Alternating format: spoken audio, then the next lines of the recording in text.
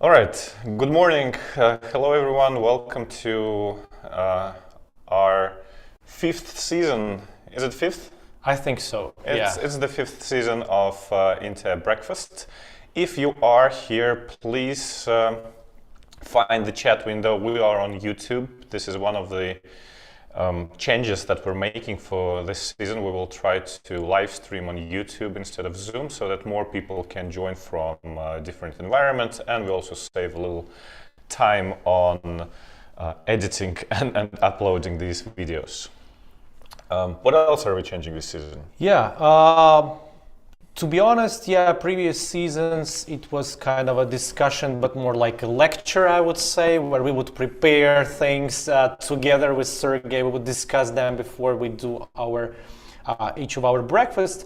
We decided to experiment a little bit with the format, meaning that we do know the topic, we know roughly what we are going to talk about, but we have not rehearsed anything, right? Right. So the background to this decision is that we thought what is the most enjoyable thing about these talks to us, and we both agreed that it's that 1 hour every Wednesday or Thursday before the breakfast when we sit down and we actually talk everything out. This is where we brainstorm about what we want to say. This is where we brainstorm about things that are important to this topic that we really want to convey. We research something on the fly, we prepare the talking points, and then we prepare the slides. So this is like a separate process where I do that.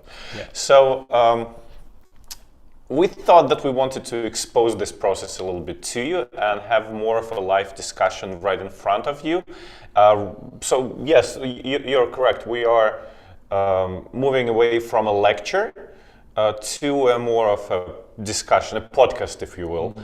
So we'll see how it goes, and we want to hear your opinion, whether you're missing the slides or you really need the bullet points, or you actually enjoy this more of a live conversation rather than a rehearsed one. So what other changes? We also thought that we would increase the format a little bit. We thought that we used to be 1 hour show. Yeah. Now we moved to half hour. Today probably we'll go a little bit overboard, maybe to 40 minutes, and please plan for that. Yeah. Right. So without further ado, let's hop on to this Friday's topic, and we're talking about learning platforms. This is our regular opener, I think, for almost every season. Our seasons are about half year, so at least once a year we talk about platforms to understand what's changed in the past year in the requirements that we hear from our customers, what's changed in the offering from what we see is being discussed and offered by vendors on the internet, maybe dive into some trends. Of course, things are happening in the world. In the learning world, not as much, I think, once we were past COVID, but still, as life changes, as the economy changes, the learning platform landscape shifts a little bit as well. So we wanted to talk about that. The fun part was when we kind of did prepare a little bit, we thought, like, here are the talking points, and then at some point you said that, hey, let's not talk about open source.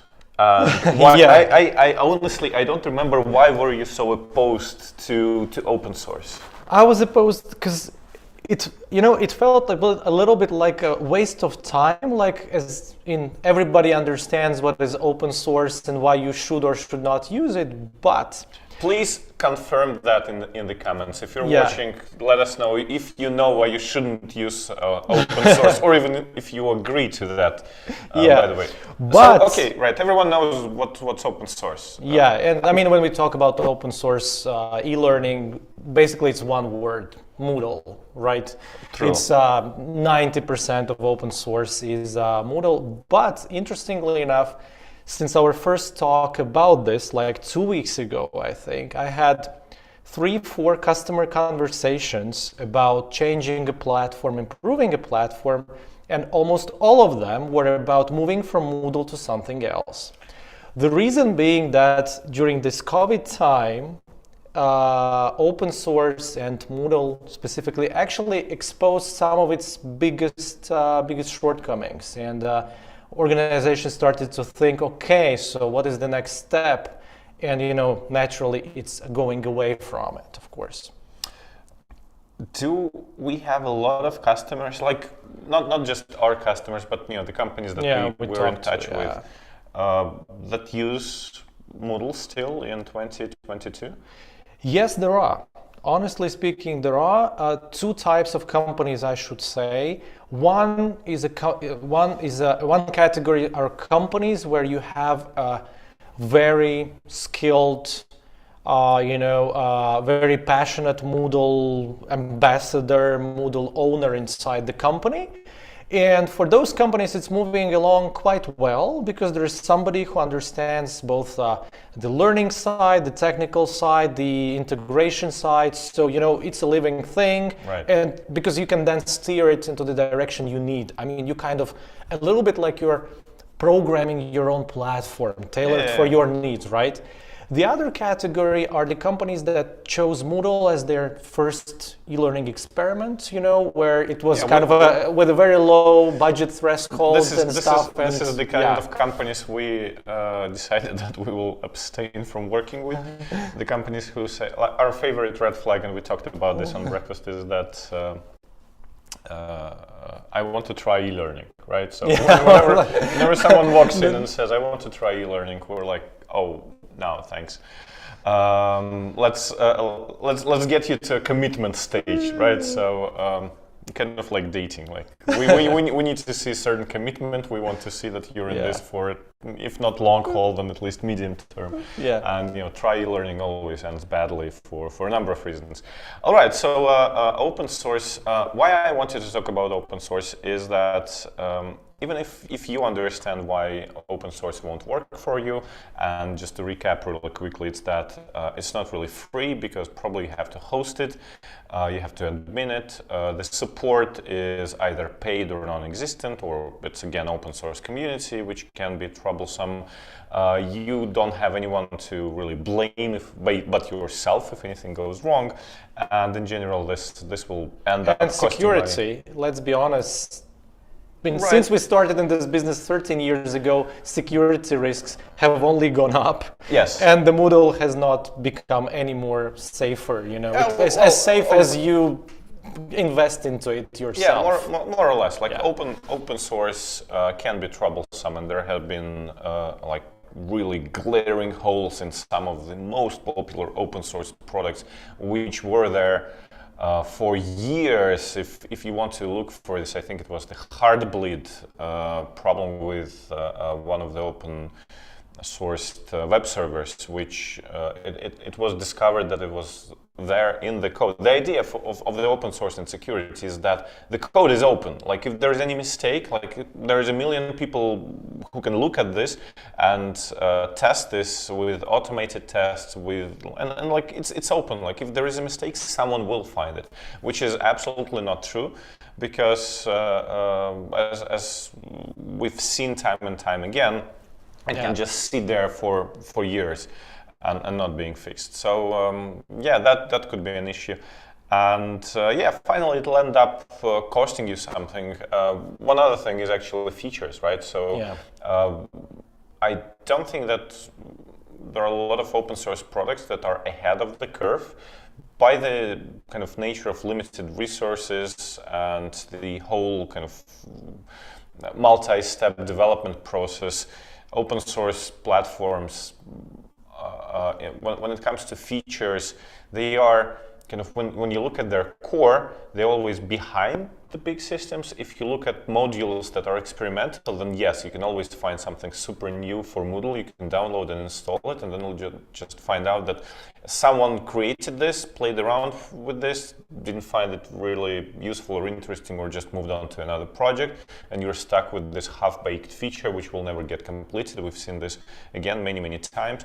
You decide that you really want this cool feature, you try this plugin, and you find out that it's obsolete really soon. So it's again, it's about commitment. So yeah, so open source is dangerous, but if you do want to try e-learning, it's a good option to try that. If you need our help there, yeah, we can talk to you, but it will be not about the kind of the budget that you have for the platform. We as a content company primarily, we would be happy if you spent more on content than on platforms, but we'll talk about this probably in a second. That it starts to interconnect more and more. True. But what we really care about is the commitment. And the comment we have is that sometimes the choice of open source platform is because you don't have enough information about other options. Yeah, thanks for this comment. It's a very good comment, because if you Google learning management system, I don't know, there are probably thousands of those around, right? Some are built around one single feature, right? When you Google what are the top 10, 20 platforms, again, you get a very long list. Sometimes those lists are very conflicting. Very similar platforms. Yeah, and those are very similar platforms. And again, what I hate the most is that there's no segmentation, or at least I haven't seen one, where I could, figure out which platform or which category of platform works for me because of certain parameters. Because you would get, in the same list, Cornerstone or Docebo together with Moodle, Talent, LMS, and so, which are like comparing bicycle, a Mercedes car, motorcycle, and a yacht. And I'm like, I need to get from A to B to B, but I mean, what are we talking about, right? True. So it's so you would definitely need to talk with peer companies, your colleagues from other HR departments, to get some sense of what's working, not working. Right, and then again, it's the choice is difficult. You have to formulate what you really need from a platform. Then you need to understand what's there in the market, how it matches. Then there's a price question. Then there's a question of support again and again. So do you have someone to call? Are these guys somewhere in the United States, or are they here closer to home, or are they non-existent at all, and there's some forums that you leave your request on and hope that some good heart will help you? One of the things, you see, what you're saying, Sergey, and I totally agree that there is a lot to do, a lot to formulate. It's a lot of work. Right. However, I would say that one of the pitfalls we see, that a company creates an RFP, request for proposal, and lists every single feature they're looking for. And in the end, they figure out that they cannot find a perfect match, because certain blocks, certain things do not work for different companies, or different platforms not supported. I would say that the right way to go, in my experience, would be not writing down all of the features, but rather trying to figure out what is the strategy. Right. Because for example, you might have a learning strategy that is around gamification for some reason, and the reason can be that you're a sales organization, very competitive, so learning only works if it's competitive, somehow connected to the real life results in the shop. Gamification is the key. Or the key is, developing soft skills. Or the key is compliance. I mean, you may be in healthcare or banking, and for you, having very good reports is, the key. And start from there, choose 1-2 directions that are important for you, and then talk to the platform providers, because platform providers, they have their own strategy as well. And if you ask them, what's your roadmap for the next year? We will be developing gamification module. Cool. Or we'll be developing testing module. That will help you understand, are you moving in the right direction? That's actually a good segue into the part where we talk about features. But before we jump in there, I just wanted to really mention the idea of developing your own learning platform. Yeah. I remember you were vehemently opposed to even talking about this, so I'll just mention this in passing. So if you want to develop your own learning platform, don't. I think there's like a very limited number of edge cases where you want to really develop something instead of installing something that requires I have two examples for you. Okay, give me the Just examples. Yeah, I'll give you the examples. In the last 5 years, I've heard two examples of building, of programming a platform where I couldn't say that you shouldn't do that. One is the Ministry of Interior, which has 12, separate bodies like state police, fire department, secret service and stuff. And they are developing an LMS because it has to connect, with so many state institutions and systems and nobody will let you in that code, Right. You have to have certain clearance. Okay. The other one is an example from aviation, where again it's an airport, very highly regulated, a lot of security. Your learning results are connected to the systems that allow you to do certain functions in the airport.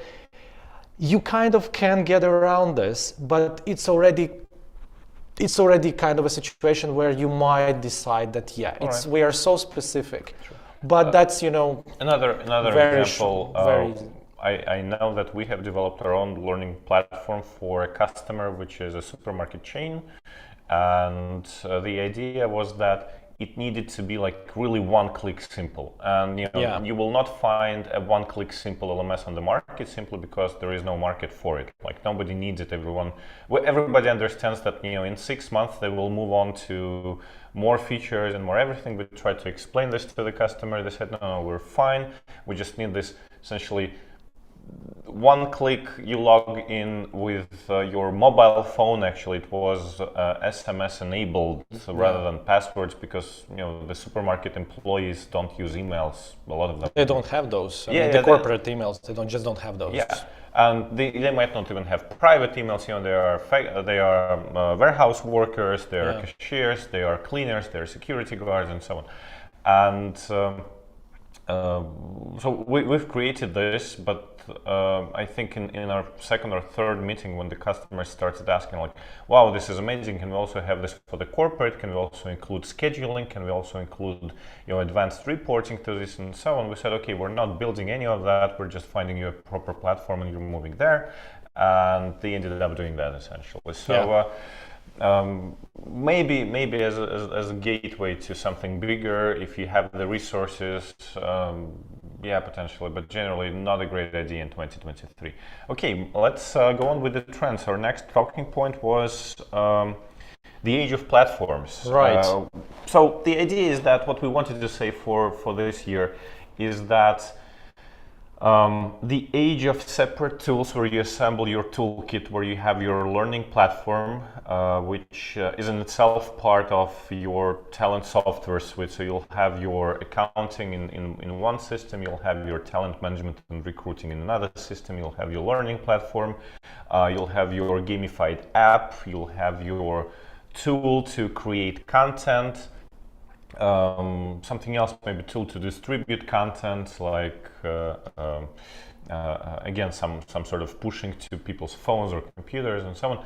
That's going. Things are consolidating big time, partly through companies buying each other, partly through companies developing features that previously used to be outside of the platform. And this time it's a good thing. We've seen this maybe 10 years ago when learning platforms were trying to develop some rudimentary tools for e-learning production, but they always failed because the e-learning that everybody wanted at that moment was this flashy, bright, interactive, one-off pieces of content that you had to develop outside and put into the platform. And if you wanted to develop something in platform, it was really simple and nobody wanted that. But and remember, 13 years ago, creating yourself a nice video was a headache. Yeah. There was no iPhone. No, okay, there was iPhone 3 something, but Yeah, let's be honest, We you could understand. not create videos. Today, you can go into your PowerPoint deck and there will be design suggestions created by AI. And those look nice. I mean, Yes. those look nice. So nowadays, what people are looking for, that if I want to do something really simple in my platform, you know, a post, kind of write a post with a picture. Yeah. Why do I need Squirm, right? Why can't I do it right in there? Or I want to create a very simple exercise, you know. Why do I need to go on Storyline? So I think it converges from two sides. On one hand, people do not demand this very flashy interactive learning every time, because people who consume this content finally will understand that these people, they want simple, fast, easy digestible, kind of like Wikipedia, where like you go TikTok. in, you read something, or you go and you watch something for 15 seconds and you get what you want. Like it's a short training video, it's a tip on something, it's just, you know, a funny thing of the day. Or a useful thing of the day, or, you know, a digest of things happening, whatever. So you want something quick and simple, and you don't really care about, you know, the quality of production that much. On the other hand, the platforms finally understood that authoring capabilities inside the platform is not this bastard child, you know, the Cinderella of your features, and it really matters, and they have upped their game in that sense. So inside the platforms you can create content that looks nice, and you really don't need external tools. So a lot of platforms are bringing everything into the platforms and unifying everything. So creating content in platform is en vogue again, and you will benefit from this time, right? You will not end up with something simplistic and half-baked. Instead, you will have exactly what you want. The pluses of that decision being that, you know, everything is managed from one place. The vendor is the same, so there is no question of compatibility. If you've developed a SCORM issue, something not tracking, not launching, not submitting points, and so on, you know what I'm talking about. So everything is in the same interface, and so on and so on. So that's kind of a big trend now. And it's all right. Previously, we would say that, hey, like if you buy a learning management platform, you would need to find a good tool to produce content as well. Not as much today, right? Yeah, because depending on the platform. Depending on the platform, but again, what I see talking to customers, that we have two streams of content. There is this perishable content. You know, we have a new product, we already have marketing materials, we just need to make a little bit of a learning twist, quick and dirty, it's on the platform, everybody sees that product. And, you know, all those things which are different, businesses are different, but those, you know, perishable, you need to know it right now. Yeah. And then there is a stream of content development where we as INTEA work a lot, which is much more long-term, much more stable, compliance related, soft skills, you know, customer service skills, things that will not change in 1 to 3 years. Your ethics guidelines. I mean, ethics will not be. Well, let's hope they don't change for your company drastically in the next 5 to 10 years, right? Yeah. So what, we don't take bribes this year? Yeah, something like that. Last year it was okay. Gifts are not okay anymore. What's happening? Right. So if that's the kind of content that you probably want to invest a little bit more, and probably with outside provider like INTEA, but otherwise developing in-house, that's actually another trend, right? So developing in-house is totally fine, and it's actually what people want. Everyone wants simpler, faster, more down to earth, simpler language. Just show me, just tell me. Can you point a finger at the things that I need to do instead of giving me really big concepts and so on? That's actually another rule for deciding what to invest in. It's the concept, right? So things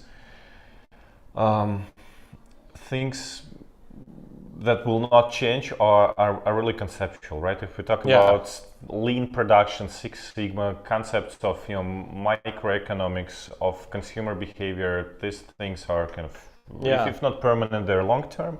If we talk about products, policies, procedures that are likely to change, then yeah, absolutely, build it in house. Okay, so what about more features? I think one thing we wanted to talk about was data. Yeah, it's something that we used to touch kind of as this arcane thing, like there are some super advanced companies that use data, and now we actually see real implementations. The simplest example is comparing life performance of employees to their learning performance and trying to kind of make conclusions based on that. So the idea is that, let's say you have 1,000 salespeople in your branches who sell some sort of, let's say, financial product, and you know that some of those people, all of them went through a course, and some of them barely passed, like they got 50% on the test, and then some of them did really excellent and they get 100 points on the test.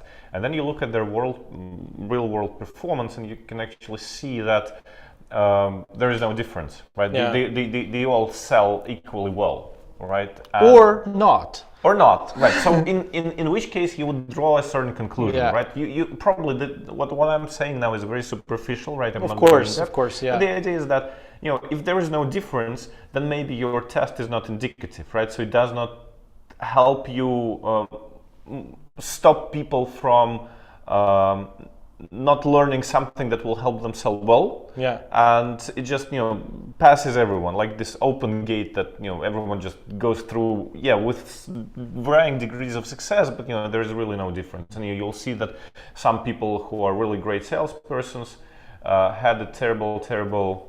I think some of our employees is trying to say something. Okay, right. So. Yeah. So we're talking the comparison. The comparison. So you want to see that your test is actually indicative of that. If you actually see that people who perform better in learning are performing better in sales, excellent. Invest more in learning. Keep doing what you're doing. If not, then probably you want to rethink why your learning has no impact on sales, essentially, right? And the only way to know this is to compare to data sets. And the best way to compare to data sets is, of course, automatic. You don't want to sit, every Friday night and go putting Excel, which Excel so many companies still do. Yes, and trying to match people with different names and IDs and ways of how we structure this information.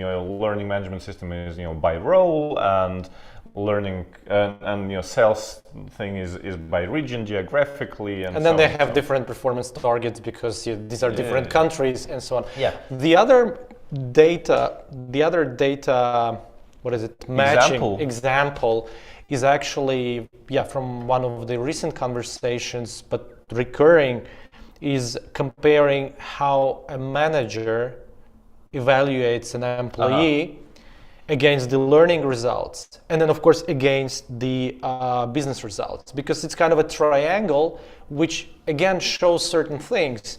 Not always you can get the data from your cash machine, because if I'm working in finance, how will you measure me in terms of figures? That's difficult, but manager's opinion or management, what is it, evaluation against your learning results can be revealing. It can help. Well, obviously we've been sending you to 5 courses this year, and still I think you're not good with figures. So what's going on, right? Something like that. Or essentially the management evaluation is a proxy to the world performance. There is no other way of judging this for many job roles. Speaking of job roles, another feature I think that's a must in 2022 and going forward is your learning management system has to support the concept of competencies, right? I think the world has moved on from job roles or from learner roles, right? Where you define learner roles, which hopefully somehow are similar to your job role, and then within that role you need to learn this course, and if you move on to a different job role you need to also learn this and that. Instead, your job role is a set of competencies, and the learning platform offers content that supports those competencies. So if your competencies change, if your job change, by a job change or through any other reason, then your learning is essentially just thrown at you, and in your new role or new project, or based on your recent evaluation, or on anything else, the system suggests that you train your competency in whatever, be it data analytics and business intelligence, or be it having meaningful conversations or negotiation skills and so on. Yeah, you said system suggests, and I think this is the next point of this discussion. True. Because Let's it's been a couple of years, right, that LMS platforms finally started to talk about artificial intelligence and how LMSs have to suggest something in meaningful ways. We've been talking about not AI like for years now. Yeah, of course. We've been talking about it. We have a separate breakfast in the the previous seasons. And and I think that this is also again a thing to look at, because to be honest, right now I don't believe there is an LMS that really has nailed it. Like they would demonstrate you an AI that would be at par with Amazon, Facebook, or something. Tesla. Or Tesla. Yeah. I don't think we're there yet, which is okay. The question is, if you are buying a new LMS this year or next year, is it on the roadmap? Because if it's not on the roadmap, in 3 years' time, when every of your competitors will have a learning AI, you won't, and you will be changing the platform again. So let's quickly touch on what we want from AI, because I think let's specify. Once I mentioned Tesla, that's actually I think it was in the news this year that in Germany they stopped Tesla from advertising autopilot using the word autopilot, because it's not autopilot, and it gives you a very wrong idea of what's happening and what your role inside this car is. And although, like, I on a separate note, I totally disagree, because planes use the autopilot for years, and that autopilot has like zero intelligence. It essentially keeps you either level or inside the turn, or navigates to a certain point, or even can land you and so on. But it does not make decisions. It follows a very, very, very clear algorithm of what's going on, and they still call it on autopilot. No one kind of expects the plane to do everything by itself without the actual pilot, even though it has the auto part as well. Whereas from Tesla, we sort of are asking for this fully autonomous capability, right? And they're kind of hinting at that, and that leads to kind of problems, when people go from the front seat to the back seat to watch a DVD and then crash into something. Back to the learning platforms. When we talk about AI and automation, or this kind of smart automation, again, it's a little bit arcane, because again, AI will never present you with a clear algorithm at how it arrived at this suggestion of a course, or suggestion of learners that are in need of certain improvement, and so on and so on. It's by its nature, it's a little bit of a black box. So what we can realistically expect is we can expect a good level of content suggestion, right? So if your content is transparent to the AI, so it knows a lot about your content. Well, if you have a learning course, it needs to know kind of the name, the actual content, because with SCORM it will not be able to look inside your content. All it will know is the name of the module, and that's it. It will not know what's inside that module. If it's a video, then you can expect AI to actually know what's being talked about and transcribe that Yeah. This is a very basic feature today. Being able to search inside videos and audio is a total must. Being able to search within images is a must. It should be able to help you find the chart that you really wanted, and so on and so on. So this search capability, the ability to understand what the content is about and then use it as a suggestion is totally in line, but again, you cannot just rely solely on that. You will still have some compulsory learning kind of push to learners at the right time. What you can expect reasonably is kind of some behavioral change. You can expect good analytics on when people are consuming stuff and pushing the stuff to them at the right time, right? So if I as a learner use my lunch breaks for getting on with my courses, or if I as a learner use my Sundays for this, right, I would expect the system to know that and kind of maybe push me a notification. Yeah, I mean, like Duolingo does that. Duolingo knows that you can only nudge me after 8 p.m. If you do it earlier, I disregard it. Yeah, exactly. So that kind of thing is, you know, is a must. Exactly. Right? So this kind of analytics. What you cannot really expect these days, and we'll talk about this on a separate note, is for AI to create content for you.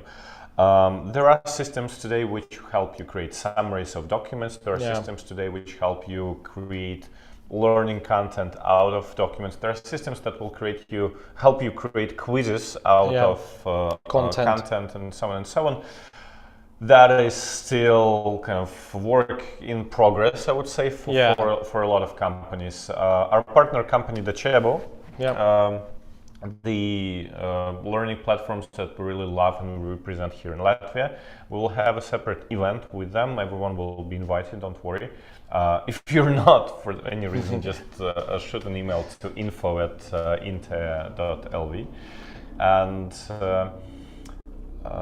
they have a tool called Docebo Shape. It's a very interesting tool if you use it smartly. And again, like with Tesla, you don't move into the backseat and assume that everything will be taken care of.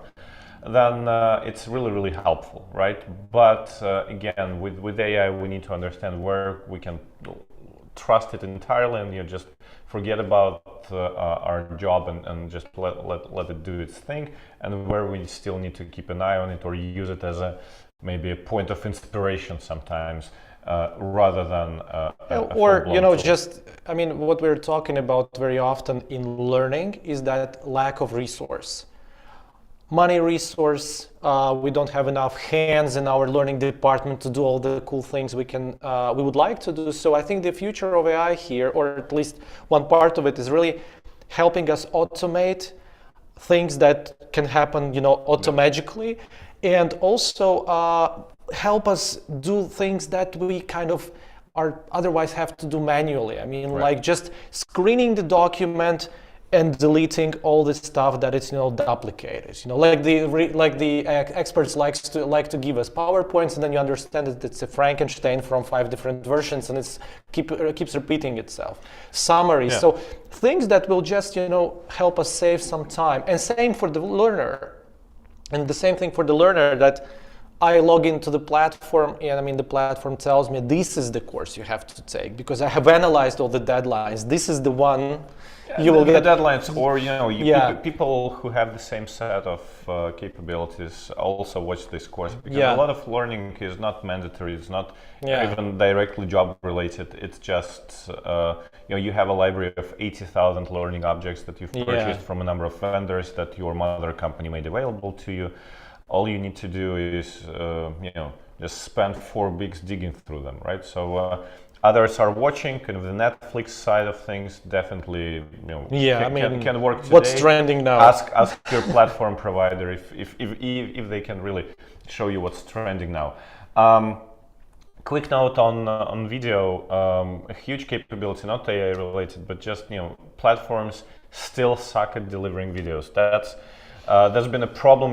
One of our breakfasts will be devoted to a big video project that we've done, and I think it's a great project. Went really smoothly. We're so proud of it, but we've struggled with the delivery, and we do that time and time again. Learning platforms when it comes to video, it's just a file that they host, and that file is essentially just downloaded to you or streamed to you as is, regardless of what device you're using, what your connection is, and it's either low bitrate, low quality, so it streams fast, but really doesn't utilize your bandwidth, or otherwise, it's high quality, high bitrate, but you really can't properly watch it on your tiny channel overloaded because you're on public transit or something. So platforms are nowhere near YouTube. There are companies like Kaltura, Kaltura, which is like YouTube for corporate, which tries to solve this problem. They do white label their technology to learning platforms. Learning platforms try to kind of reinvent this technology and so on, but it's still a struggle. So if you plan on using video content, and trust me, you will be using video content this you want it or not. Yeah, it will be just there even if you don't plan on this right now. Yeah.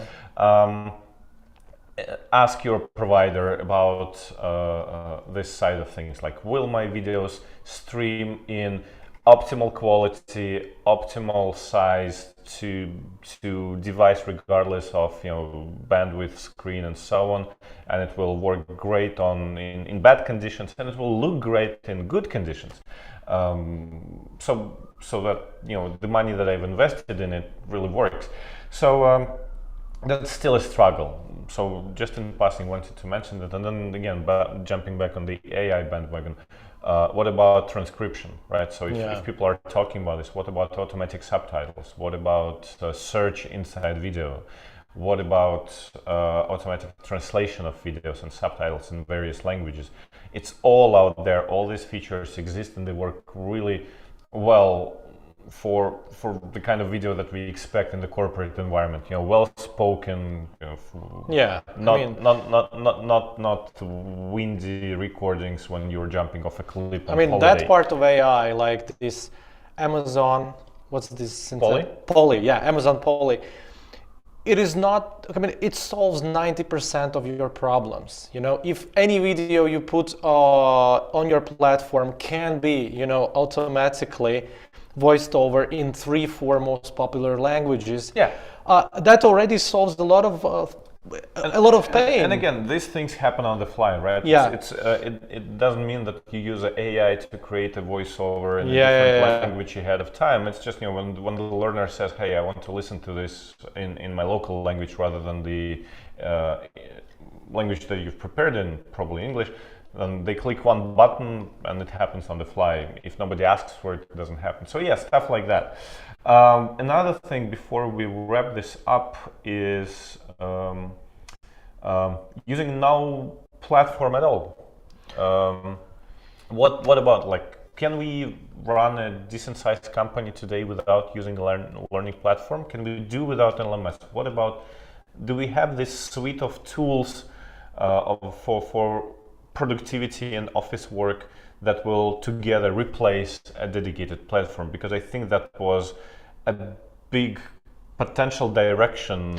Some 3-4 years ago, I remember. I don't know if it still exists. I think Facebook launched it and we tried it. There was this functionality where you could. No. Still a learning platform. Facebook learning platform is still a learning platform. Yeah. What I'm talking about is, like, can we just use Microsoft Teams, WhatsApp for delivery, WhatsApp for delivery? Can we just host everything on YouTube and have a robot that kind of grabs those things and pushes to you through Microsoft Teams, and then the reports go into Google spreadsheets and stuff like that? But there is no really a platform that's a visible platform where you go to learn.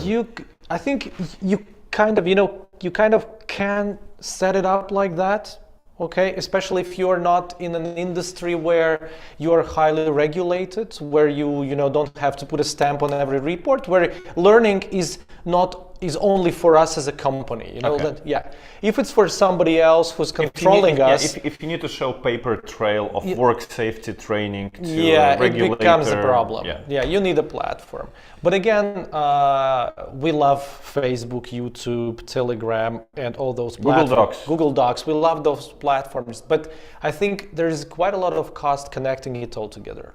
So basically, by buying a platform, you are buying, a working thing, Otherwise, imagine how much administration you have to do. It's a little bit, even though they call this zero code, using the tools that connect, let's say, your Telegram account to a bot, which you can pre-program with just dragging stuff around, and then it will send data to a Google spreadsheet so that people can go through some bite-sized learning inside their phone, and you have a track record of that, which will not look good to a regulator, but it works for you and so on. But then someone needs to set it up, and even though it's zero code and it's all visual, you still need to learn that. And then if something goes wrong out of those, and link breaks, then you need to debug. I can give you a comparison. It's very similar to management accounting. You can set up your management accounting in Google Docs like we do. Yes. But at some point it becomes a problem because it gets so complicated that you just cannot, control the whole system. You don't remember where the data comes from, where it goes to. It becomes an effort. But I would say that if you are in a position where you say, let's try e-learning. Then rather than going installing Moodle way, go the Facebook way, the Telegram. I know there are companies where the learning is developed in WhatsApp or Teams. Yeah. I mean, if you have, let's say, a chain of kiosks, right, where you hire people for a couple of weeks to work, and then they leave during summer, stuff like that, and they all still have their WhatsApp anyhow. Well, set up a bot that will push the information that onboards them at the right time, pushes them a document that they need to sign and bring with them, asks them to fill out a form, and so on. So it'll work, right? Trust me, as it grows, you'll outgrow this, but it could be a fun and very, very modern way as compared to installing Moodle. In 40 minutes, we've circled back to Moodle, which we decided that we will not talk about but somehow. At some point. Right. I don't have any specific points that I wanted to mention. But we definitely, as has become a tradition here, based on our breakfast, we usually release blogs and posts in our social media. Yeah. So if you're missing bullet points, right? They will come. Yeah. You find INTEA blog. The link will be posted under this video when it's ready. So we'll summarize this into a blog post, so you can share it in this way. You can share this video as well, and. What else? Do we have a list of upcoming breakfast handy? Can you try and find this for me while I advertise something else? Let's do that. We are strengthening and expanding our collaboration with the Chibo. It's a leading learning platform that it originated from Italy, but it's a global company now, one of the most exciting learning platform companies that I know. And we will have a little event that will be physical event here in Riga. Let's think about live streaming this event too. Let's see how it goes. Yeah, so if you're interested in watching this, drop us a line. So we'll have the Chibo here in our office. They will present a few cool features that are upcoming or already exist, including AI content generation, or AI supported, I would say, content generation. And we'll explain what we as INTEA can offer on that front as well. And if you want to kind of de-virtualize and look at us here in Riga, you're welcome to join us as well. Yeah. As for the breakfasts, do we have a list somewhere? Let me find, yeah, I don't think we have it set up yet. I see the previous. Really, sorry, guys. That was the last minute. So stand by for emails and social media advertising of subscribe to this channel, because you will receive notifications when these new breakfasts with their topics will be set in up. stone. Exactly. and join us. I know that we have 6 more sessions to go, so This there's year? a ton of content. We'll talk about some conceptual things, and we'll also talk about just cases. We have at least 2 cases that we all wanted to show you and kind of show off a little bit. They're very excited. They're from this year. So very, very and fresh. Please write your feedback to this breakfast. We changed the concept, the approach. So please. Did you miss the slides? Let us know. Yeah, let us know if you missed the slides, because it's it's the biggest change, right? Yeah. So find the comments right here, or email us at info@intea.lv, or if you want to email us directly, that's SS for Sergey and RF for Ivis at intea.lv, and we hope to hear from you and see you soon in 2 weeks. 2 weeks. Yeah, 2 weeks. absolutely. See you Take guys. care. Bye bye.